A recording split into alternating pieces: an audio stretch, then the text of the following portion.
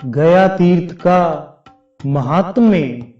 ब्रह्मा जी ने कहा, हे व्यास जी, गया में श्राद्ध करने से ब्रह्म हत्या, सुरापान, स्वर्ण की चोरी, गुरु पत्नी गमन और उक्त संसर्ग जनित सभी महापातक नष्ट हो जाते हैं, जिनकी संस्कार रहित दशा में मृत्यु हो जाती है, अथवा जो मनुष्य, पशु तथा चोर द्वारा मारे जाते हैं, या जिनकी मृत्यु सर्प के काटने से होती है, वे सभी गया श्राद्ध कर्म के पुण्य से बंधन मुक्त होकर स्वर्ग चले जाते हैं।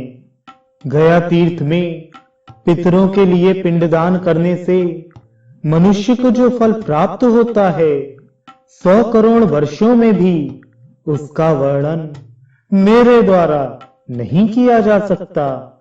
ब्रह्मा जी ने पुनः व्यास जी से कहा, कीकट देश में गया पुण्यशाली है। राजगृह, वन तथा विषयचारण परम पवित्र हैं, एवं नदियों में पुनः पुनः नामक नदी श्रेष्ठ है।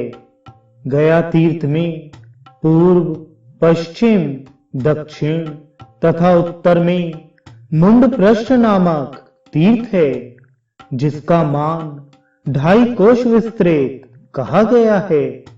गया क्षेत्र का परिमाण 5 कोश और गया शिर का परिमाण 1 कोश है। वहां पर पिंडदान करने से पितरों को शाश्वत तृप्ति हो जाती है। विष्णु पर्वत से लेकर उत्तर मानस तक का भाग गया का सिर माना गया है। उसी को फल्गुन तीर्थ भी कहा जाता है। यहाँ पर पिंडदान करने से पितरों को परम गति प्राप्त होती है। गया गमन मात्र से ही व्यक्ति पितृ ऋण से मुक्त हो जाता है। गया क्षेत्र में भगवान विष्णु पितृ देवता के रूप में विराजमान रहते हैं। पुंडरीकाक्ष उन भगवान जनार्दन का दर्शन करने पर मनुष्य अपने तीनों ऋणों से मुक्त हो जाता है। गया तीर्थ में रथ मार्ग तथा रुद्रपद आदि में कालेश्वर भगवान केदारनाथ का दर्शन करने से मनुष्य पितृ ऋण से विमुक्त हो जाता है। वहां पितामह ब्रह्मा का दर्शन करके वह पाप मुक्त और फिर पितामह का दर्शन कर अनामय लोक की प्राप्ति करता है। उसी प्रकार गदाधर पुरुषोत्तम भगवान विष्णु को प्रयत्न पूर्वक प्रणाम करने से उसका पुनर्जन्म नहीं होता। हे ब्रह्म ऋषि, गया तीर्थ में मौन धारण करके जो मौनादित्य और महात्मा कनकारक का दर्शन करता है, वह पितृ ऋण से विमुक्त हो जाता है और ब्रह्मा की पूजा करके ब्रह्मलोक को प्राप्त करता है।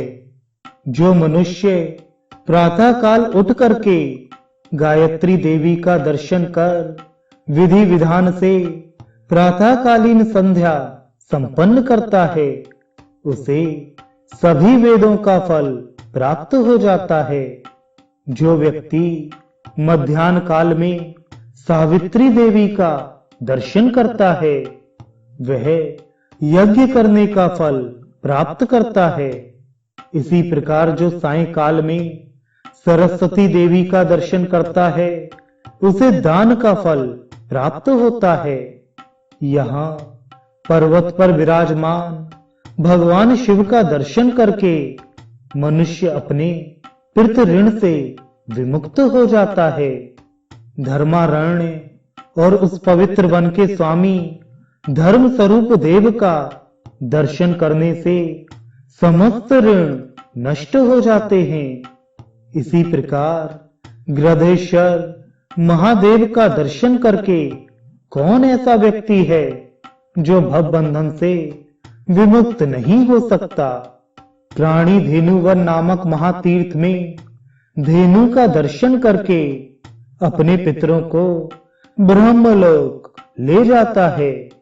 प्रभास तीर्थ में प्रभासेश्वर शिव का दर्शन लाभ करके मनुष्य परम गति को प्राप्त होता है।